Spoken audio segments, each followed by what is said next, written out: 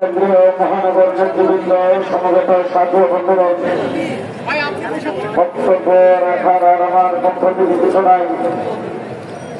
বক্তব্য সকলেই রেখেছেন, বিশেষ করে আমাদের যুগ্ম মহাসচিব ঢাকা মহানগর সেক্রেটারি জাতির উদ্দেশ্যে দিক নির্দেশনামূলক বক্তব্য দিয়েছেন। আমি শুধু একটি কথাই বলতে চাই, আজকের এই সম্মেলন আমাদের একটার গাড়ি, 12টার গাড়ি আরো লম্বা। 2 নম্বর কথা বলতে চাই, 800 বৎসর ভারতবর্ষ মুসলমান শাসন করেছে, হিন্দু দেশে ছিল। যদি আমরা হিন্দুদের প্রতি কোন দুঃখের কাজ থাকতে 800 বৎসর পরে তুলার আসি দিয়ে বাড়ি সালাম দিয়ে 2 নম্বর কথা বলতে চাই, আমার বাংলাদেশের বেশিরভাগ সরকার পেছনের দরজা দিয়ে যখন বেড়ে চলে গেছেন, এই দেশে সর্বপ্রথম টার্গেট ছিল হিন্দুদেরকে দিয়ে সংখ্যালঘুদের উপর নির্যাতন হচ্ছে। সেই দিন শহীদ মিনারের সামনে আপনাদেরকে রাস্তায় নামিয়েছেন, মুক্তা উপহার উঠায় সাম্প্রদায়িক সম্প্রীতি বিনষ্ট করার চেষ্টা করেছেন।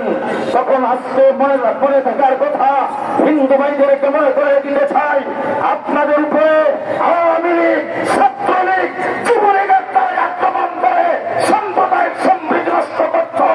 আমরা হেফাজতে ইসলাম মাদ্রাসা আলেম ওলামায়ে কেরাম আমরা আপনাদের পাহারাদারি করেছি।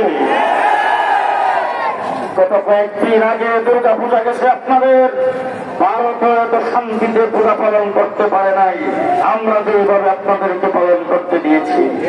সুতরাং আপনারা আমাদের নাগরিক ভাই, বাংলাদেশে বসবাস করবেন, সুযোগ সুবিধা কম গ্রহণ করেন নাই, আপনারা প্রধান বিচারপতি পর্যন্ত হয়েছেন।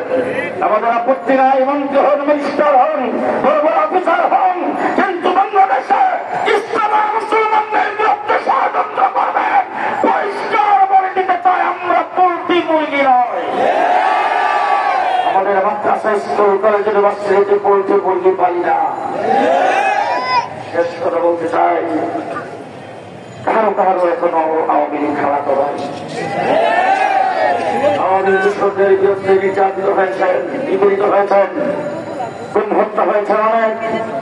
তারপরেও এখন আপনাদের কথাবার্তায় বোঝা যাচ্ছে তারা খারাপ হয়, আপনাদের জন্য অনেক দুঃখ।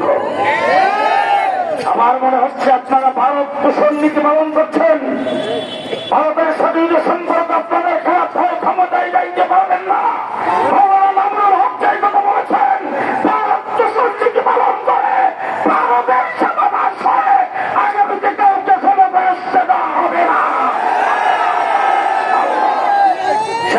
আপনাদের সামনে বলবো, ইসলামকে নিষিদ্ধ ঘোষণা করতে হবে। পরাজিত শক্তির ষড়যন্ত্র যেদিক থেকে আসে সেদিক থেকে মোকাবেলা করতে হবে। অন্তর্বর্তীকালীন সরকারকে সহযোগিতা করতে চাই। যদি তারা ব্যর্থ হয়, কোন ষড়যন্ত্র হয়, হেফাজতে ইসলাম করে বসে থাকবে না, আবার ষড়যন্ত্র হবে, আবার ষড়যন্ত্র হবে।